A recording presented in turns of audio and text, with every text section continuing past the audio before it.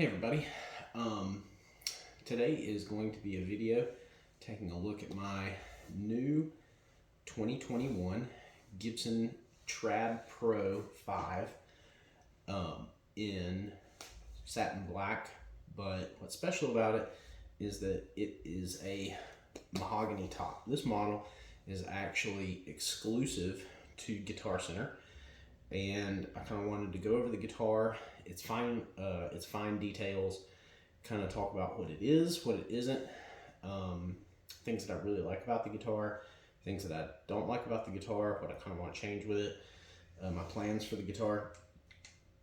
Kind of look at it versus this guitar over here, which is a 2020 standard, so that's the standard of standard, and this, which is that's another special guitar, so that's a 1999 classic, but it's been extremely modified.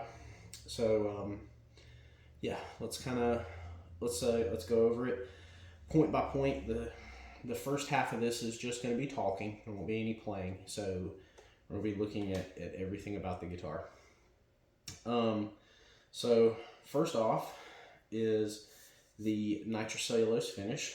It's finished in satin, and unlike the standards or any of the other models, it's not polished to a gloss. It's actually a very thin finish. You can actually feel the wood grain through it. You can see the wood grain through it.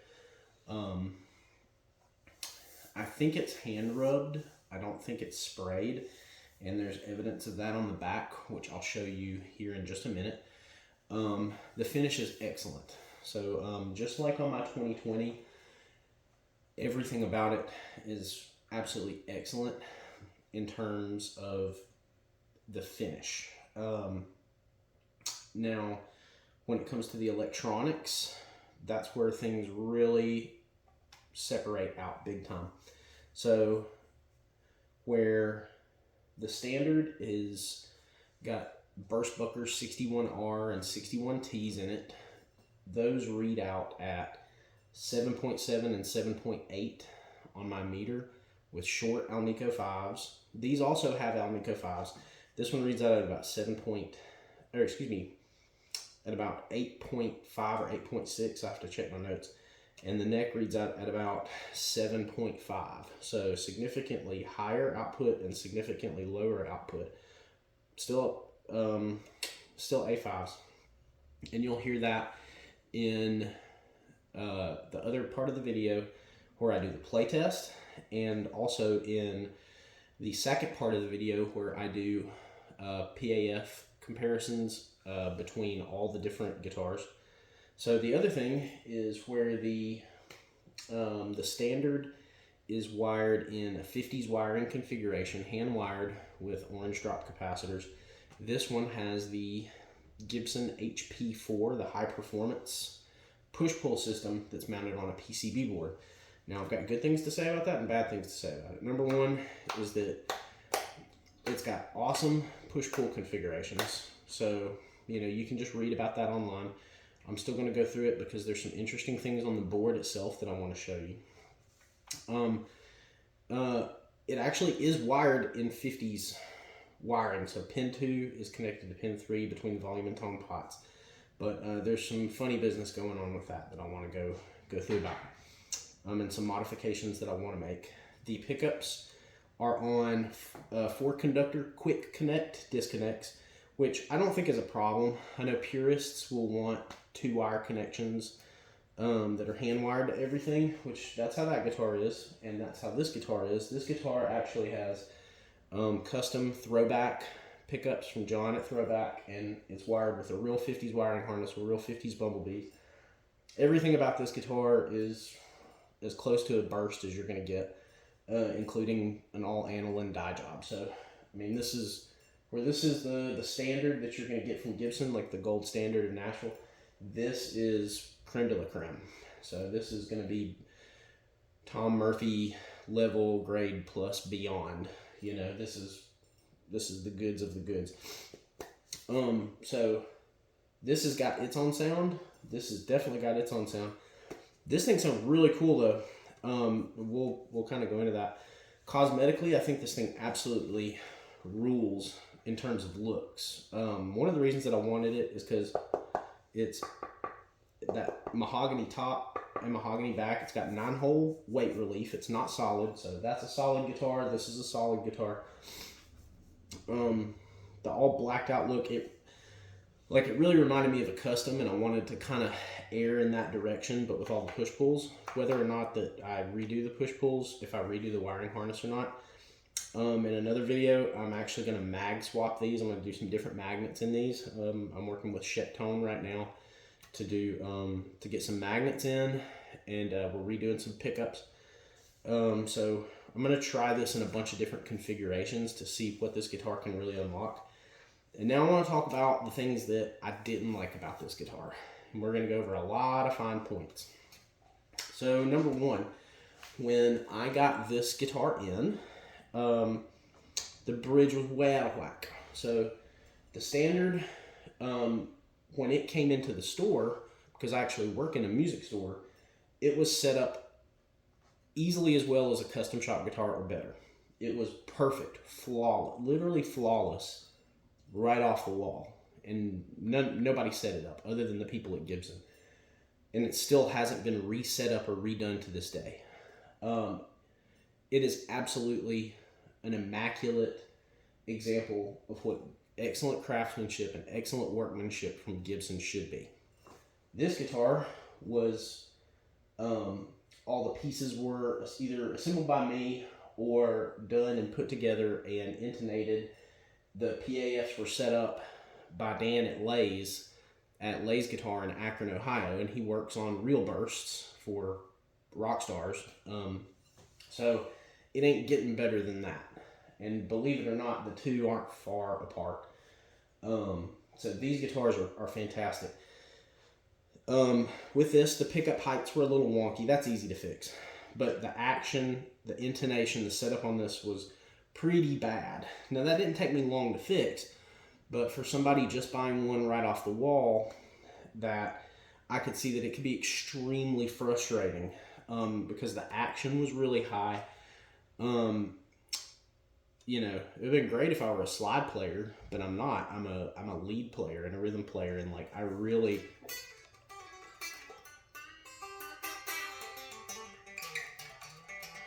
I need my action really low, you know. I still have the action set up a little high, and I may still swap this bridge out. I'm not sold on the ABR. I think that the Nashville, I may switch it over to ABR posts, ABR one post, vintage ones, just for tonal reasons, or better intonation. I think that this bridge can perform better.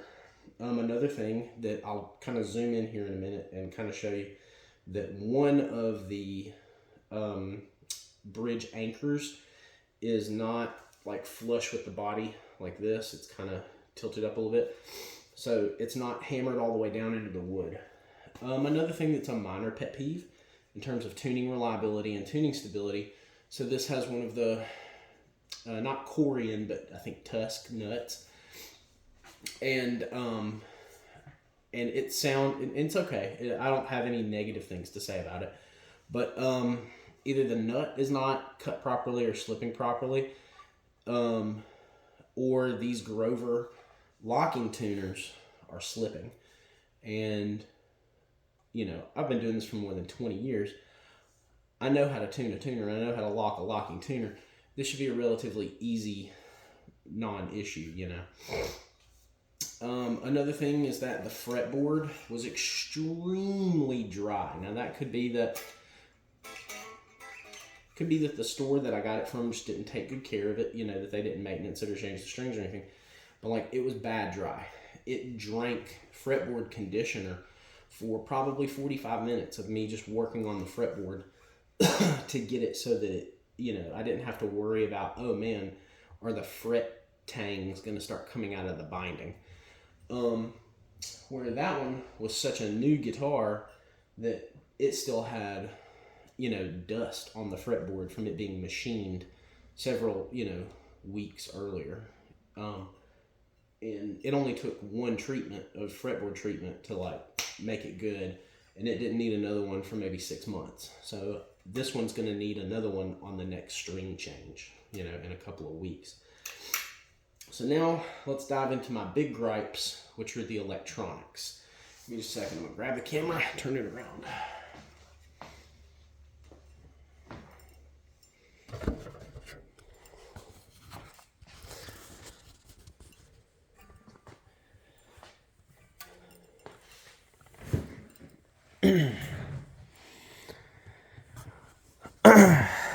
So, I'm sure you've seen this online. This is the back plate for the HP4 that came with it. And you can see all the functions.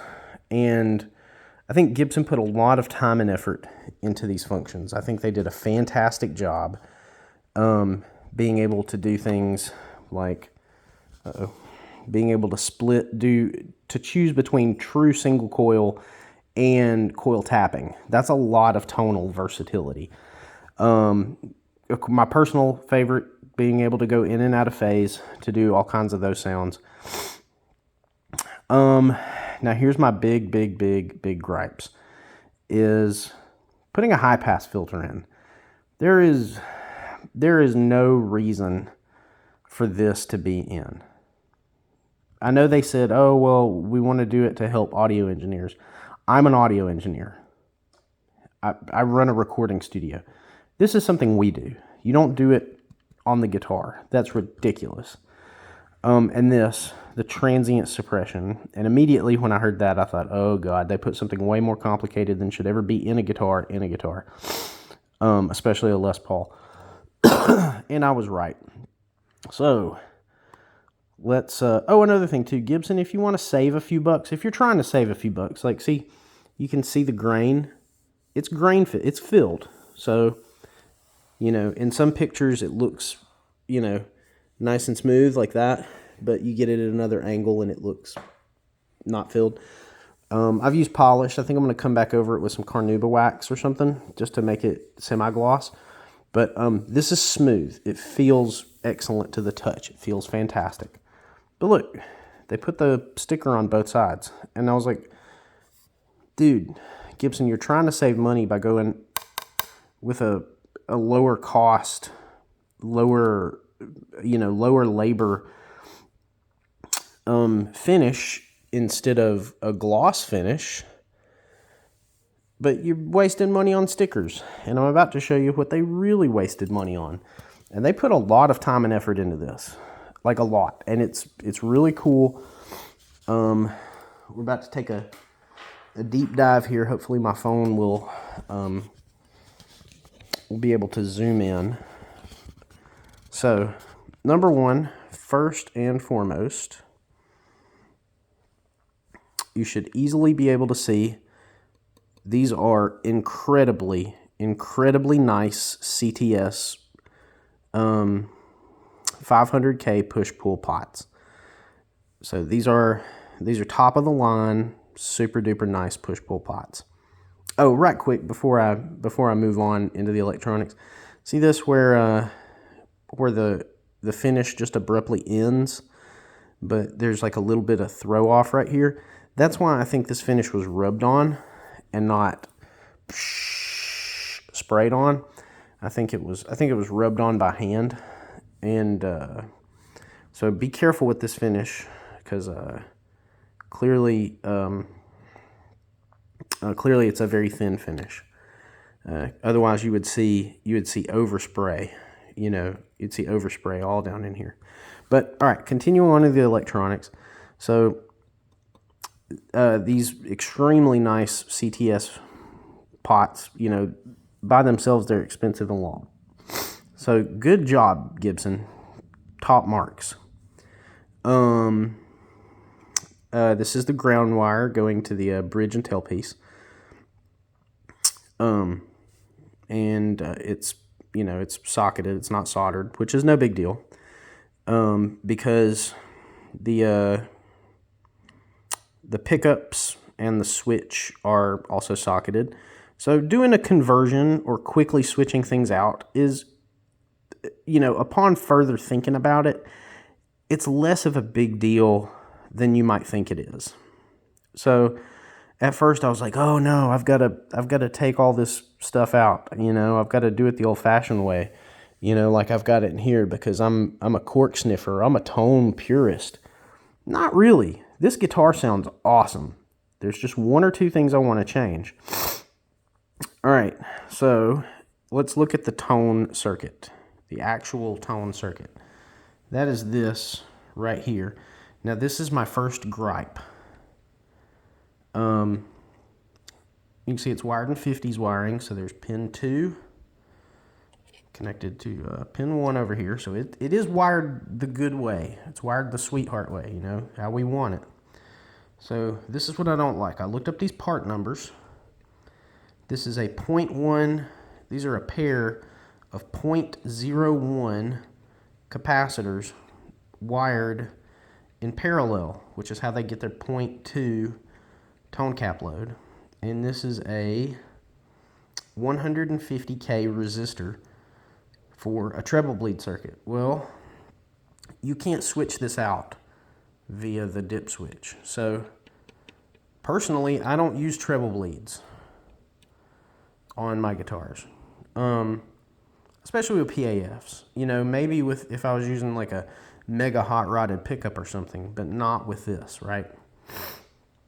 So continuing on, so this makes me very unhappy, but this is easy enough to fix. So all I've got to do is remove the PCB, desolder these little polyfilm capacitors and the treble bleed, and then solder back in a 0.22 from here to here, and then a jumper wire from here to here, so that it bridges this. It bridges that gap. I'm pretty sure. I'm gonna take a look at the underside of the PCB when I get it off, but or it may be a jumper between here and here. Either way around, just remove this part of the circuit and then wire in your tone cap so that it goes from here to there. That's it. Okay, so this is another 0.01 by part number. It's another 0.01 picofarad capacitor. I am confident without tracing the PCB that this is the high pass filter. This just shouldn't be in here. So this is wasted money. This is Gibson's wasted money. Nobody needs this. This is what you use on a mixer board, and it's what you use for recording. It shouldn't be in your guitar. That's useless. And not only that, but there's 2 of them. For the price that Gibson spent for all of this mess right here and all the copper that they needed to make that, they could have just put 1 capacitor from here to there, and it would have sounded like a Les Paul. Because here's my gripe. I'm going to zoom out. Here's my gripe. These are our volumes. They work great. The push-pulls, awesome. They are fantastic. CTS made great pots. They're not noisy. They do exactly what they're supposed to. It does exactly what it says on the tin. However, when you start rolling the tone control back, it's everything, nothing. And you know what causes that? Load issues. You know what causes load issues? Capacitor values. You know what causes bad capacitor values? Wrong components. So this is that. That's what that's from. I think this was a good idea. I don't have anything, like I said, I don't have anything negative to say about that. There's the, moving on, this is the output jack wire. Now, let's move over here and talk about these 2 little LEDs.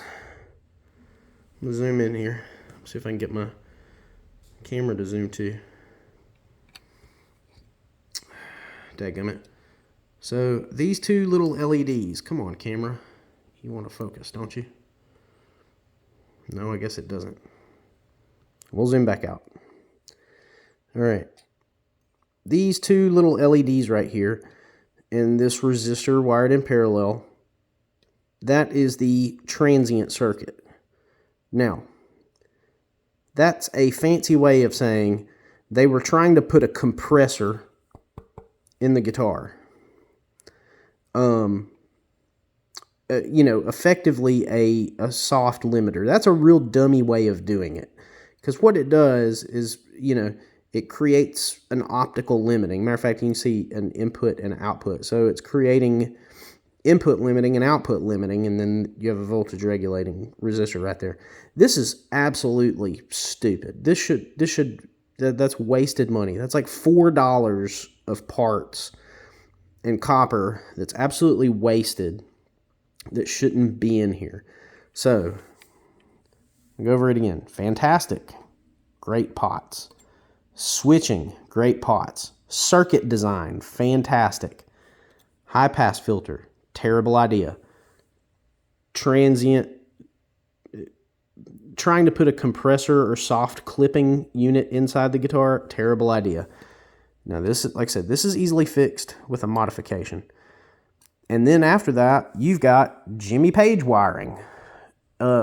Jimmy Page Plus, because guess what? On those guitars, which are, accurate PAFs, and then Gibson's modern interpretation of, early 60s PAFs, those can't be coil split because they have 2-conductor wiring. And here you have easily swappable 2-conductor wiring. And, a harness like this, even a custom harness like this, is not cheap. You're talking about $150 or $200 worth of wiring. Then you still got to solder it in, and Gibson gives it to you. So this is an incredible value. So again, my complaints are minor. I will be making a video, showcasing what this sounds like before any kinds of modifications. I don't want to do any modifications yet. Excuse me. But I will be modifying it. So the first modification I'll be doing is replacing the tone cap to make this, the tone circuit, work as I expect it to. Because the high pass filter and the transient circuit, you can just leave those off. Gibson was smart enough, or whoever designed this circuit was smart enough to at least say, okay, we'll be able to take them out of the circuit with this switch. This was a master stroke of brilliance. And see, right now I've got it set to single coil instead of coil tap because I found that preferable. Normally, if you wanted to do that, you would have to buy a whole different wiring harness, or you would have to solder it up in a whole different configuration. And you don't. With this, you just click a switch and it's done. That's awesome. That's totally badass. So if you get one of these, don't immediately yank these guts out, because it gives you a lot more opportunity to develop things. And then again, in my case, like I said, that guitar is already Alnico 5 pickups. That guitar is Alnico 2 pickups. There's another guitar over there that you can't see. It's a Flying V. It's got Alnico 2. So these are also Alnico 5. I'm going to do some magnet swapping. This thing, it sounds really, really good. But it's a little bright. And playing with this pickup height has been kind of paramount to getting a good sound. So I'm going to get some new magnets. I've got some other pickups I'm going to play with. And, yep, that's really it. Thank you for watching the video. And keep on rocking and rolling. Play it loud. Play it proud.